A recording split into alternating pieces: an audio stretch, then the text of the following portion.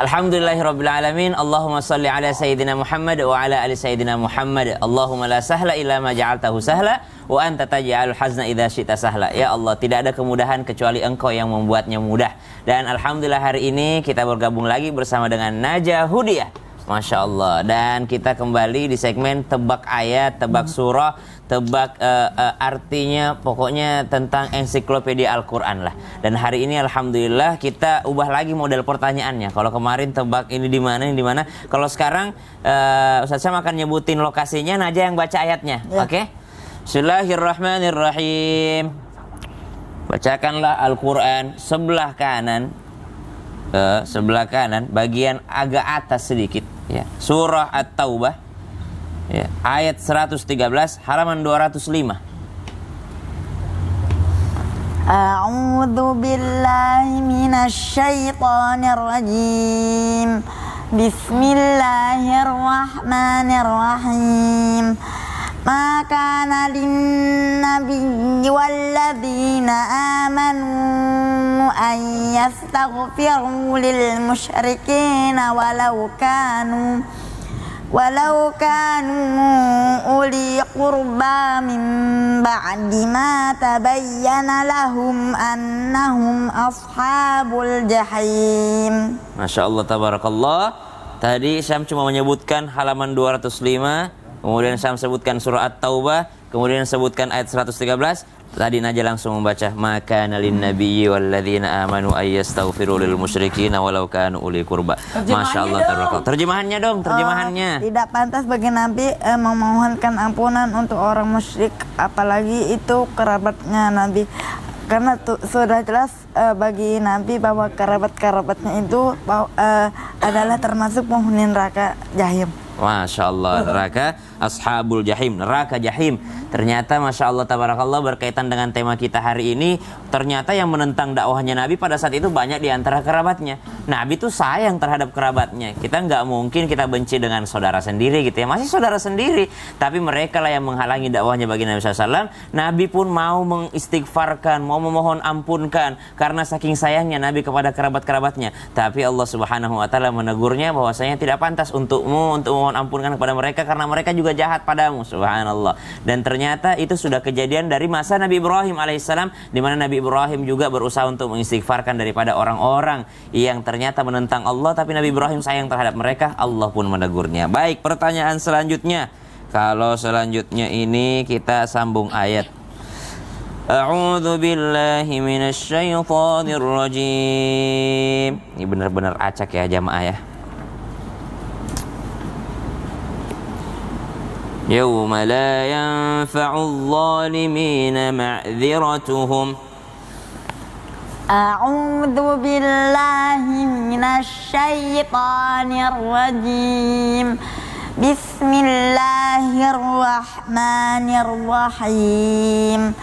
يوم لا ينفع الظالمين معذرتهم walahumul la'natu walahum su'ud dar. Istamir, lanjut.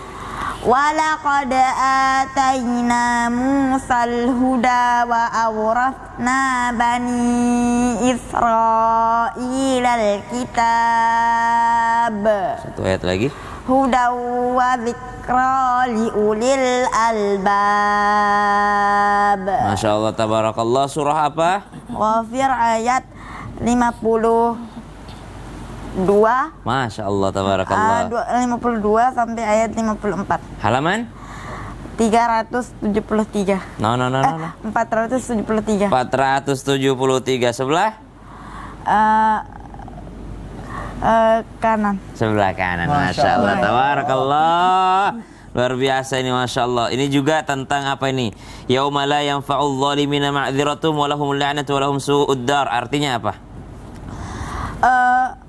Yaitu pada hari ketika permintaan maaf tidak berguna lagi bagi orang-orang yang zalim, dan mereka mendapat laknat dan tempat tinggal yang buruk. Subhanallah. Jadi tidak ada lagi maaf bagi orang yang zalim, di mana hari tersebut sudah tidak ada lagi permintaan. Artinya selama masih di dunia, kalau kita merasa pernah berbuat zalim ataupun kita tidak sengaja ataupun dengan sengaja berbuat zalim, maka hari ini ketika masih hidup di dunia, maka minta maaf lah.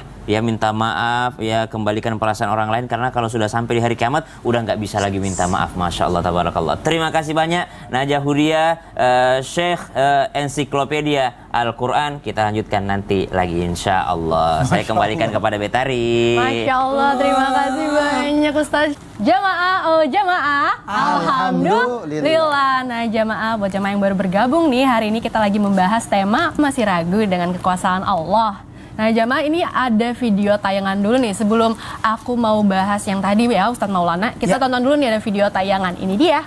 Masya Allah, gimana nggak menggemakan takbir itu 7.800 orang. Anak-anak bisa selamat ya dari reruntuhan itu. Masya Allah. Masya Allah. Kalau mau dipikirkan tidak mungkin. Iya, kalau itu bukan sesuatu yang kekuasaan mustahil. Allah. Betul. Kalau bukan karena kuasa Allah, Masya Allah. Oh iya Ustaz, tadi bahas yang tadi. Bener kan kalau misalnya kita bersolawat itu bisa menolak keraguan kita terhadap kekuasaan Allah. Nah kira-kira ada solawat khusus nggak nih biar kita semakin yakin akan kekuasaan Allah? Silakan guru penjelasannya. Ya, Masya Allah. Makasih banyak Betari, Abi, Tafadhol, Ustaz. Usman, Ustaz Sam, Najah. Di dalam Al-Quran ada nggak yang membahas tentang salawat Nabi? Nah, Allah bersalawat kepada. Oh, Ya. Al-Ahzab. Iya, benar. Ayat 56. Ya, coba deh. A'udzu billahi minasyaitonir rajim. Bismillahirrahmanirrahim. Innallaha wa malaikatahu yusalluna 'alan nabi. Ya ayyuhalladzina amanu sallu alaihi wa sallimu taslima. Artinya apa dong? Sesungguhnya Allah dan para malaikatnya bersolawat untuk Nabi. Wahai orang-orang yang beriman, bersolawatlah kamu untuk Nabi dan ucapkanlah salam yang penuh penghormatan kepadanya. Masya Allah, tabarakallah. Surah Al-Ahzab ayat 56, luar biasa. Dibacakan dan diterjemahkan langsung oleh Ensiklopedia Al-Quran. Berbicara tentang salawat, Allah bersalawat, malaikat bersalawat, kemudian kita diperintahkan salawat. Berarti salawat itu luar biasa. Salawatnya Allah kepada Nabi adalah rahmatnya. Salawatnya malaikat adalah permohonan doa untuk mendapatkan keselamatan. Dan salawatnya kita adalah agar kita mendapatkan termasuk orang-orang yang selamat. Maka salawat itu kita yang butuh. Kita yang butuh. Maka ketika ada hajat kebutuhan, ada keraguan, baca salawat. Salawat itu menguatkan. Salawat itu memberikan keselamatan. Pertanyaan dari Betari Ayu tadi, ada nggak salawat yang semua salawat? Semua salawat. Sebagaimana Nabiullah Adam alaihissalam ketika akan menikahi ibunda Siti Hawa, maka maharnya apakah cincin? Apakah cincin? Sebenarnya mau diperlihatkan jelasin ya. Enggak, itu karena cincinnya dikasih sama perempuan Ustaz kayaknya. Bukan. Oh, bukan. Kok tahu? maksudnya penjual. Kan ada ada penjual. Terus aku bagus banget cincinnya. Nggak usah dibeli, saya ambil aja. Aku mau. Jangan-jangan nih. Enggak. Jeng-jeng. Jadi, apakah cincin? Kita kan di sorga. Maharnya apa? Maharnya adalah salawat. Luar biasa. Bahkan Salahuddin Al-Ayyubi disebutkan dalam satu riwayat bahwa Salahuddin Al-Ayyubi melihat pasukan ini agak lemah ya. Bagaimana supaya semangat? Maka Salahuddin Al-Ayyubi memberikan sayembara untuk menulis kisah Nabi. Maka adalah yakni disebutkan Barasanji. Ja'far al-Barasanji. Maka membuat semangat para tentara untuk menaklukkan yakni Baitul Maqdis. Terima kasih Ustadz penjelasannya. Oh makin menarik ya tema hari ini nih. Aku jadi penasaran nih kira-kira di zaman Nabi ada nggak ya kisah tentang orang yang ragu terhadap kekuasaan Allah. Dan itu kayak gimana ya ceritanya? Aku mau tanya deh sama Ustadz Syam. Ustadz silahkan penjelasannya. Baik, Bismillahirrahmanirrahim. Tabe guru kami semua, Maulana Betari, Najah dan guru-guru kami yang dimuliakan Allah Subhanahu wa taala, sempat kita sampaikan sedikit bahwa di masa Nabi sallallahu alaihi wasallam ada orang-orang yang meminta Nabi untuk membelah bulan. Muhammad, kalau memang engkau adalah seorang rasul utusan Allah, engkau adalah nabi terakhir, maka belahlah bulan untuk kami. Maka Nabi SAW, oke kalau begitu, maka dibelahlah bulan tersebut di antara Bukit Marwah dan Safa, berjarak jauh subhanallah, dan lumayan lama durasinya. Mereka semua mengintip dari dalam rumahnya dan mereka melihat daripada hal tersebut. Namun di pagi hari ketika Nabi SAW bertanya kepada mereka, mereka menjawab, Muhammad, sorry semalam kami ketiduran, kami nggak ngelihat engkau membelah bulan, subhanallah. Padahal mereka melihat. Artinya mereka ragu sejak awal dan mereka memang tidak mau meyakini baginda Nabi SAW. Kita akan ceritakan sedikit bukan tentang orang yang ragu, tapi orang yang sangat yakin dengan kekuasaan Allah sehingga Allah buktikan kepadanya. Sayyidina Umar bin Khattab, sebagaimana tadi disampaikan oleh Najah bahwa penaklukan Baitul Maqdis dilakukan oleh Sayyidina Umar bin Khattab pada sebelumnya. Umar bin Khattab radhiyallahu anhu warḍah begitu yakinnya dengan hadis baginda Nabi SAW ketika Nabi SAW menyampaikan as-shalah as-shalah as-shalah wa ma malakat aimanukum, jaga salatmu, jaga salatmu, jaga salatmu, wa ma malakat aimanukum, dan orang yang bekerja denganmu. Akhirnya ketika ada undangan untuk berangkat ke Baitul Maqdis, Sayyidina Umar bin Khattab berangkat bersama dengan salah seorang asistennya. Sayyidina Umar bin Khattab di tengah jalan mengingat hadis Nabi, jagalah orang yang bekerja denganmu, jagalah orang yang berada dalam lindunganmu, jagalah orang yang bekerja denganmu, perhatikan hak mereka. Apa yang dilakukan Umar bin Khattab? Di dalam perjalanannya ketika Umar bin Khattab naik onta, maka kurang lebih sekitar 10 km Umar bin Khattab di atas onta, pembantunya yang menarik onta tersebut. 10 km kedua, pembantunya di atas onta, Umar yang narik ontanya, subhanallah, karena memikirkan hadis Nabi, jaga orang yang kerja denganmu, jaga orang yang kerja denganmu. Maka Umar mengatakan, kita setengah-setengah ya, sebagian aku yang jalan kaki, terus gantian kamu lagi, terus kamu lagi di kendaraan, aku lagi, subhanallah. Akhirnya tibalah Umar bin Khattab radhiyallahu an di Baitul Maqdis. Sesampainya di sana, orang-orang yang mengenal wajah Umar bin Khattab sangat khawatir. Kenapa? Mereka dengan pakaian terbaiknya, dengan jas terbaiknya, dengan jubah terbaiknya menyambut seorang khalifah. Maka mereka bersiap-siap. Tapi apa yang terlihat? Ternyata Umar bin Khattab yang sedang giliran menarik onta, pembantunya yang di atas onta. Mereka, ya Allah, kita udah siap-siap. Ternyata Umar bin Khattab di bawah onta sambil menenteng daripada jubahnya, karena pada saat itu sedang musim hujan di daerah Aqsa. Lalu Umar bin Khattab menarik tali onta tersebut. Diberitakan kepada para pemegang kunci Baitul Maqdis, dikatakan, wahai pemegang kunci Baitul Maqdis, ketahuilah, Umar itu bukan yang ada di atas onta, tapi Umar itu yang narik onta tersebut. Jangan salah orang. Apa kata mereka? Kami sudah tahu sebelumnya, karena di kitab kami disebutkan orang yang akan memegang kunci Baitul Maqdis selanjutnya adalah seorang pemimpin yang akan datang mengambil kunci tersebut. Pembantunya di atas kendaraan, dia yang menarik kendaraannya, dan dengan sederhananya dia datang. Lihat, seandainya Umar bin Khattab ragu dengan hadis Nabi, maka mungkin tidak jatuh Baitul Maqdis ke tangan Sayyidina Umar bin Khattab. Tapi karena yakinnya dengan baginda Nabi SAW, menjalankan sunnah Nabi SAW, akhirnya kunci Baitul Maqdis diberikan kepada Sayyidina Umar bin Khattab radhiyallahu anhu warḍah. Kisah tentang keyakinan seseorang tentang lisan baginda Nabi sallallahu alaihi wasallam. Wallahu taala alam. Masya Allah, tabarakallah. Terima kasih Ustaz Syam atas kisahnya. Masya Allah jemaah, ternyata udah banyak banget ya pertanyaan yang ada di sosial media Islam itu Indah. Makanya kita langsung aja ya ke segmen Tanya Dong Ustadz. Kami semua tanya dong Ustadz. Masya Allah jemaah, langsung aja ya ke pertanyaan pertama dari hamba Allah. Assalamualaikum Ustadz, tolong samarkan nama saya. Saya pernah cerita sama teman kalau Nabi Adam itu adalah nabi yang pertama. Tapi saya masih ragu kalau di zaman dulu itu kan ada dinosaurus atau enggak ya. Karena kan enggak ada dalam Al-Quran. Itu artinya saya juga termasuk orang yang ragu apa tidak Ustadz? Gimana nih Ustadz Syam? Kalau misalkan dia tuh percaya dinosaurus kan nggak ada dalam Al-Quran, itu gimana ya? Nggak ada dalam Al-Quran aja? Ada. Nggak ada. Jadi kalau dalam Al-Quran yang ada apa? Makhluk pertama yang diciptakan Allah. Nabi Adam ya. Tapi sebelum Nabi Adam sudah ada makhluk sebelumnya gitu ya. Karena Nabi Adam manusia diciptakan untuk menjadi khalifah, pengganti juga. termasuk pengganti di atas muka bumi karena makhluk sebelumnya berbuat kerusakan di atas Jin muka itu, bumi. jin. Jin. Berarti bukan dinosaurus ya?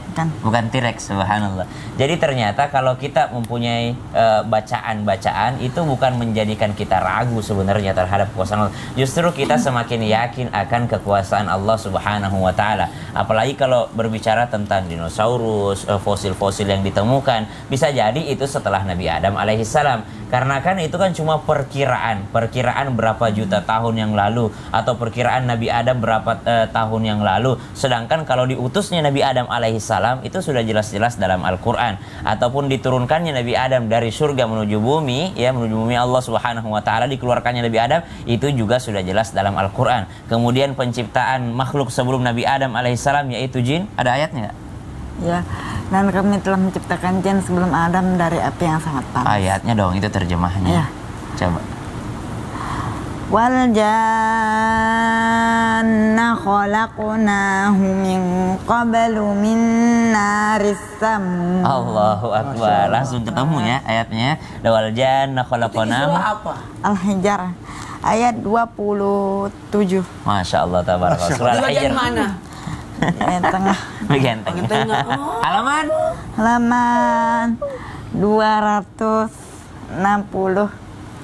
263. Di mana Allah Subhanahu wa taala menjelaskan bahwa makhluk sebelum Adam diciptakan yaitu adalah para jin. Ya, sebelumnya juga ada para malaikatnya Allah Subhanahu wa taala. Sangat mudah bagi Allah Subhanahu wa taala, apalagi kalau cuma bicara tentang fosil-fosil dinosaurus. Bukan meragukan ya, berarti yang bertanya bukan meragukan kekuasaan Allah Subhanahu wa taala, bukan meragukan Al-Qur'an, tapi sedang mencari tahu, sedang mendalami. Semakin dia tahu nanti insyaallah semakin beriman atas kekuasaan Allah Subhanahu wa taala. Wallahu taala a'lam. Masya Allah. Jadi bertanya-tanya untuk nambah wawasan itu it's okay.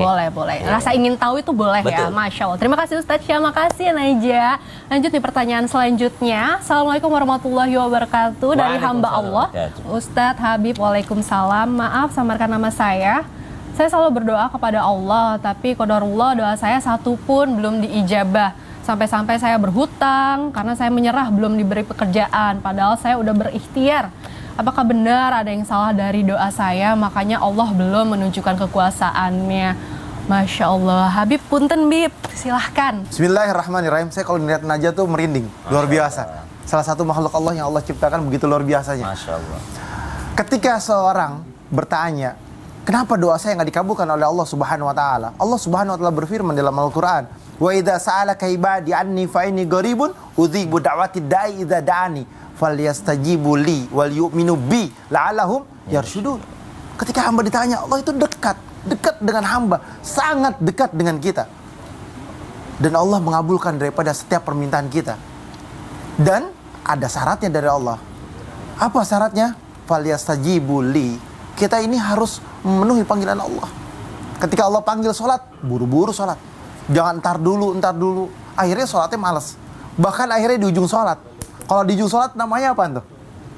Najah. Ditanya. Kalau orang yang sholatnya di ujung-ujung waktu, berarti orang yang menunda-nunda sholat. Celakalah bagi orang. Wailul musallin. Nah, Masya Allah. Wah, Ustadz Maulana yang terus. Oke. Udah mau belajar nih Ustadz Maulana. Nah, Ada mereka adalah Gimana Najah? orang-orang yang celaka, orang yang berada di dalam satu kehancuran. Itu orang yang sholatnya terlambat, ya kan? Apalagi yang meninggalkan sholat, tarikus salah. Ini yang berbahaya. Jadi kalau ditanya kenapa doa saya nggak dikabulin, falyastajibu li wal yu'minu bi. Dia beriman dulu kepada Allah, yakin akan qada dan qadarnya Allah. Bahwasanya Allah berkehendak sesuai dengan kehendaknya. Allah Subhanahu wa taala akan mengabulkan doa hamba ketika Allah melihat situasi dan keadaannya. Ingat, saya selalu bilang dimanapun tempat, dikasih belum tentu disayang, disayang belum tentu dikasih. Saya punya anak, usianya kurang lebih misalkan 3 tahun, 4 tahun. Yang Dia baru nggak pulang bisa- dari Yaman? Yang baru pulang dari Yaman misalkan, udah 17 tahun, ya kan, mau 18 tahun. Misalkan dia nggak bisa berenang, dia ada di kolam renang, dia mau berenang. Saya nggak kasih, karena dia nggak bisa berenang. Apalagi kedalamannya 2 meter. Saya sayang sama dia nangis-nangis, saya kagak kasih. Bahaya, dia bisa meninggal. Iya betul. Karena nggak bisa berenang. Bapaknya juga nggak bisa berenang misalkan. Berbahaya juga, Tapi misalkan. nggak tenggelam. 2 meter. Soalnya tinggi. Oh, soalnya tinggi. Kalau aku Ya kan? Nah, Kalah. dikasih, ya kan? Belum tentu disayang, belum tentu dikasih. Saya sayang sama anak saya nggak kasih dong, karena sayang, betul. ya kan?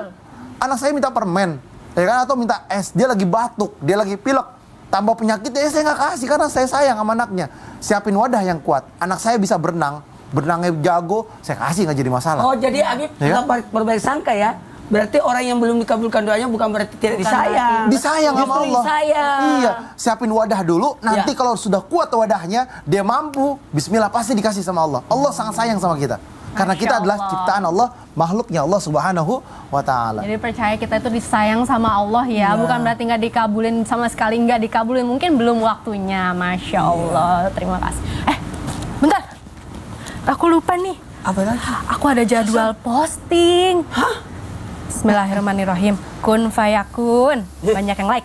Wih, Wih, pakai apa tadi itu kun fayakun katanya Naja? banyak jadilah maka segera jadi firman Allah. Iya, nggak tahu tuh kok sampai segitu. Nggak boleh sembarangan, Iya, kun dan kun ya Ustaz. fakun. Ini Nggak boleh. katanya nih ya, kalau misalkan kita ucap satu kata itu kun fayakun, itu bisa terjadi. Makanya tadi tuh aku ngucapin kun fayakun fayakun itu dan adalah- banyak yang Kok manusia yang like. kok manusia yang mengucapkan kum Nggak fayakun? boleh. Kan harusnya Allah ya. Gak boleh ya? Hak prerogatif Naja nggak Allah boleh ya? itu. Jadi gimana tuh? Gak gitu Aduh. juga kali. Nggak gitu. Nah kalau bahas tentang kufayakun, insya Allah setelah yang satu ini tetap di Summit Indah. Jamaah, Jamaah, jamaah.